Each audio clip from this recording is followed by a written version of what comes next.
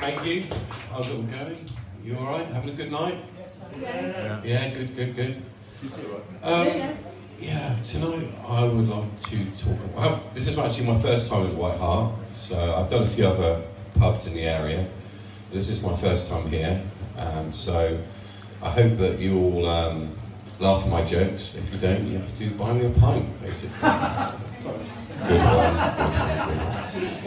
No, I think you should. Anyway, yeah, I'm kind of going to talk about tonight. It might be a little bit grim, but it's not grim, if you know what I mean. I kind of like to talk about the downfall of society, but in a good way, obviously. And yeah, so, and kind of the people that have kind of affected that and brought us down to a standpoint where we're literally kind of tied to a upside down from a washing line with a gag wire around our mouths. It could just be me, though. You know, it's probably just me. Yeah, everyone's fine, really. But yeah, so kind of, you know, like we've got basically stuff like the threat of nuclear war on the rise. You know, wars starting with people like Putin, problems in the Yemen, Rwanda, stuff like that. You know, and obviously lots of problems at home in England. But you've got to laugh.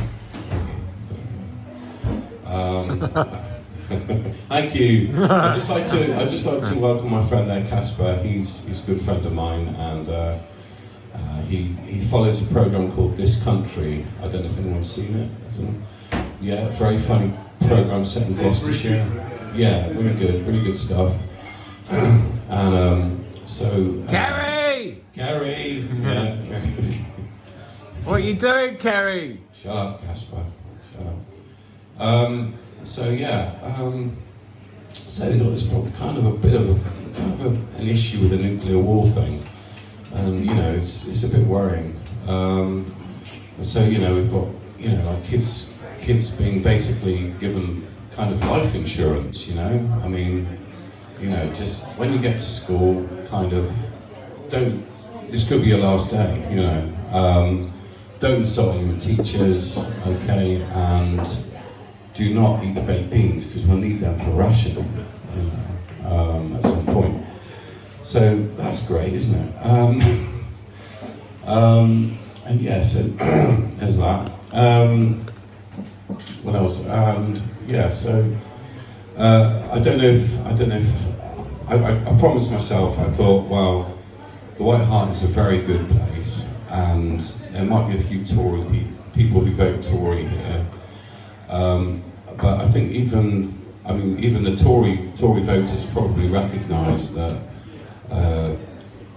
their party, they probably think about it themselves, that their party has been a little bit daft in some ways. Hello, madam. Are you a Tory voter? Oh, absolutely. Yeah. And I didn't want to, because I agree with, I actually have a lot of time for all parties, in my own personal opinion.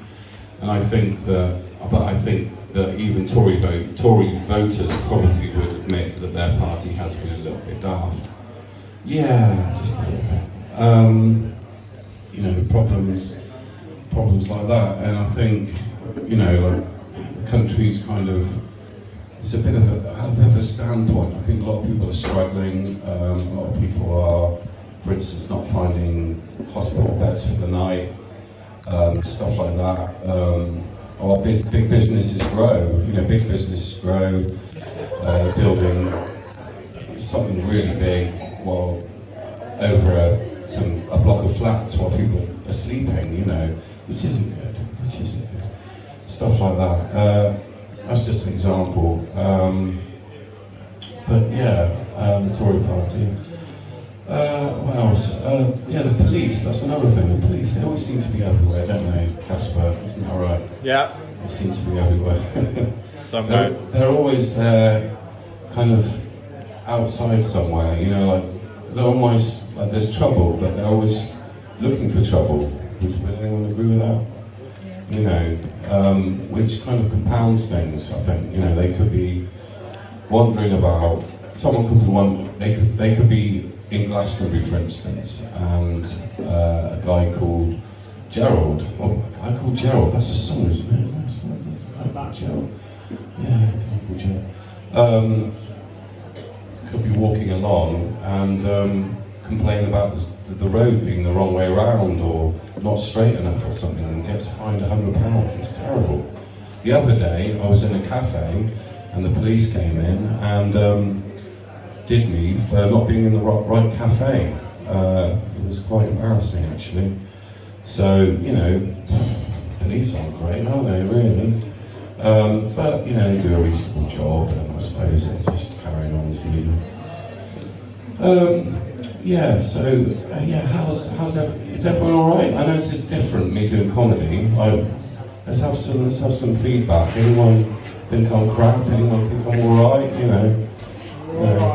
You're alright? Yeah, okay. good. You get sure, I'm not good. I mean, like, alright, okay, but I'm just waiting for you to come on. Really. I'm just a side act, you know, nothing special, really. You know, I work at Charlie Bingham's, you know, I've got no hope. But I'm doing this, and that's something, isn't it?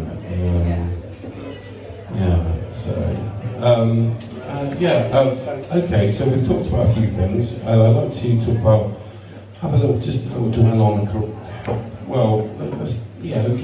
the coronavirus thing. Basically, I think some people didn't really understand what not going out meant. And this led to a lot of parties and craziness among the common people. And then the touring party, you know, they didn't understand what not going out meant, which led to a lot of parties and excursions as well. And, you know, that wasn't good. And so that carried on. But Britain's great, and Britain's great. Thank you, sir. It's not though. It's shite, isn't it? Shit. Not ice. That's not a word I should use. But we're trying our best. And yeah, a lot of people are going on holiday as well. You know, I don't think that's to go on holiday. That's to get away from this country. Let's all get away from it. And they could always adopt a nice immigrant baby, bring it back, or maybe learn about Russian fighter attacks, how to defend your home against them. That would be probably a good idea. So then they come back to Southern Wales and happy enough. Don't go on holiday if you want. I mean, it's up to you.